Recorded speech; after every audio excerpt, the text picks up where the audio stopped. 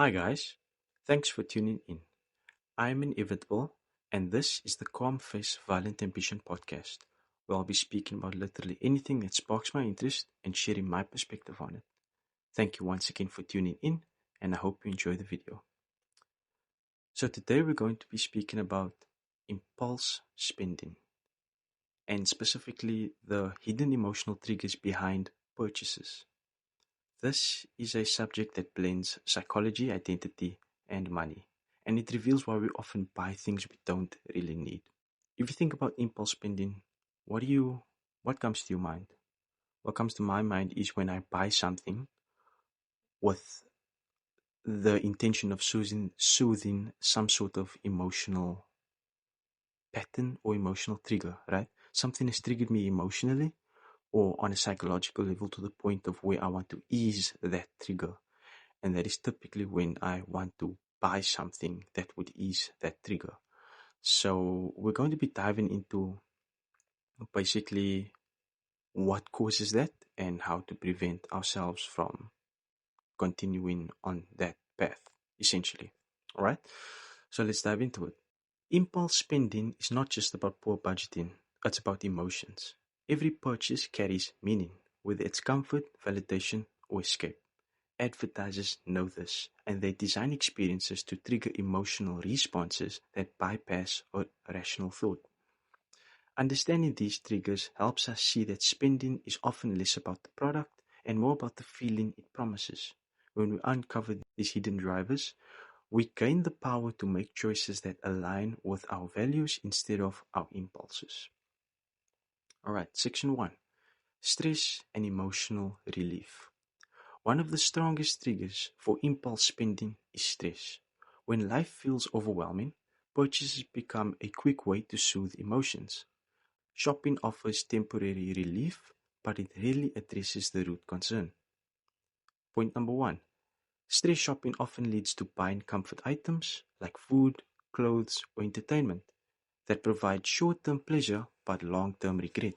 For example, someone might splurge on fast food or a new outfit after a difficult day, only to feel guilt later. Point number 2: The act of buying releases dopamine, creating a false sense of control in moments of chaos. This chemical rush tricks the brain into believing relief has been found, even though the underlying stress remains.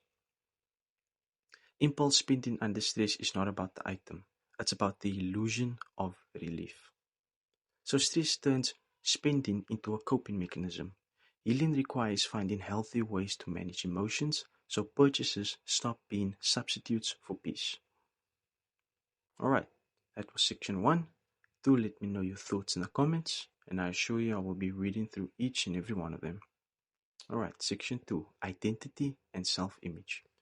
Impulse spending is often tied to identity. We buy things to project who we want to be or to validate who we think we are. Purchases become symbols of self-worth.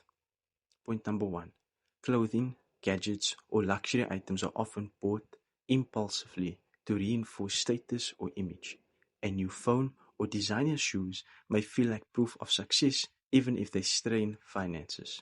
Point number 2: Social media amplifies this trigger as comparison drives people to spend in order to keep up. Seeing influencers or peers flaunt positions can spark the urge to buy, not out of need, but out of fear of falling behind. Impulse spending tied to identity is not about need, it's about providing worth.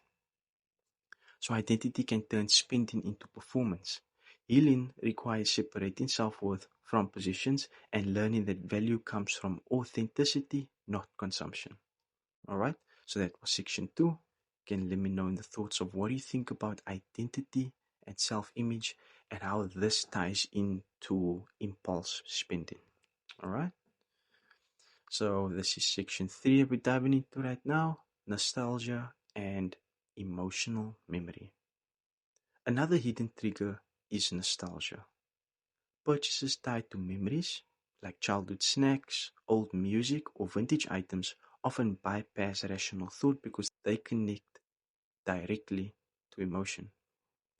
Point number 1: Nostalgic spending creates comfort by reconnecting us to moments of safety or joy. Buying a childhood candy bar or a retro video game can feel like claiming innocence. Point number two, it can lead to overspending on collectibles, experiences, or items that carry sentimental value. For example, someone might spend hundreds on memorabilia that evokes their youth, even if it has little practical use. Impulse spending through nostalgia is not about utility, it's about reliving a feeling. So, nostalgia turns spending into emotional time travel. Healing requires honoring memories without letting them dictate financial choices. Alright? So, that was section 3, nostalgia and emotional memory. How do you think, in your opinion, this plays in impulse spending? Do let me know in the comments. And section 4, scarcity and the fear of missing out. In other words, FOMO. Scarcity is a powerful psychological trigger. Limited time offers, flash sales, and exclusive drops create urgency that bypasses rational decision making. Point number 1. Fear of missing out convinces us that opportunities are rare, pushing us to buy impulsively. A countdown timer on a website or a limited edition label can spark panic buying. Point number 2. Scarcity marketing exploits this trigger, making people believe that not buying equals loss. The urgency overrides rational thought, leading to purchases that may not align with actual needs. Impulse spending under scarcity is not about value, it's about fear. So scarcity turns spending into reaction. Healing requires recognizing that opportunities are abundant and that missing one purchase does not mean missing life itself. Alright, so that was section 4. Scarcity and the fear of missing out, and how it plays its part in impulse spending. Do let me know what your thoughts are in the comments. Alright, so now we're coming down to the golden nuggets that I obviously leave behind in all of my videos. So these are catered towards someone who is an impulse spender, and typically how to get out of that state. I used to be an impulse spender myself, so these steps have helped me when I was still in that state, but I'm no longer in that state. And like I mentioned, this is catered towards someone who is an impulse spender and wants to stop being one. Okay. Alright, so let's dive into it. Practical step number 1. Pause before purchase. Create a 24-hour rule for non-essential spending. For example, if you see a flash sale online, wait a day before buying. Often the urgency fades and you realize you didn't need the item. Step 2. Identify emotional states. Before buying, ask, am I stressed, lonely, or trying to prove something? Naming the emotion reveals the trigger behind the impulse. For instance, recognizing that you're shopping because of stress can redirect you toward healthier coping strategies. Step 3. Reframe identity. Build self-worth through skills, relationships, and values rather than possessions.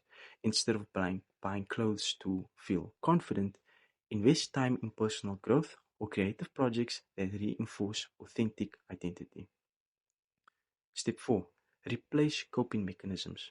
Find healthier outlets for stress, like exercise, journaling, or meditation, so spending is no longer the default relief. A walk outside or writing down frustrations can provide the same dopamine release without financial consequences. Step 5. Challenge scarcity. Remind yourself that opportunities are abundant. Missing one sale or product does not diminish your life. For example, if you miss a limited time offer, remind yourself that another opportunity will come, often better suited to your needs. And then step 6. Track patterns. Keep a spending journal to identify recurring triggers. Write down what you bought, why you bought it, and how you felt afterward. Over time, patterns emerge and awareness transforms unconscious habits into conscious choices. Alright? By practicing these steps, you begin to reclaim control over your spending. Purchases stop being emotional reactions and start becoming intentional choices. The benefit is freedom. Financial reality shaped by values, not impulses. Alright? So those are my 6 practical steps on how you can go ahead and escape the habit of impulse spending. So do let me know in the comments, do you feel like this is something that would benefit you in your life if you are an impulse spender? You can just let me know in the comments. So I'll leave you with this reflection.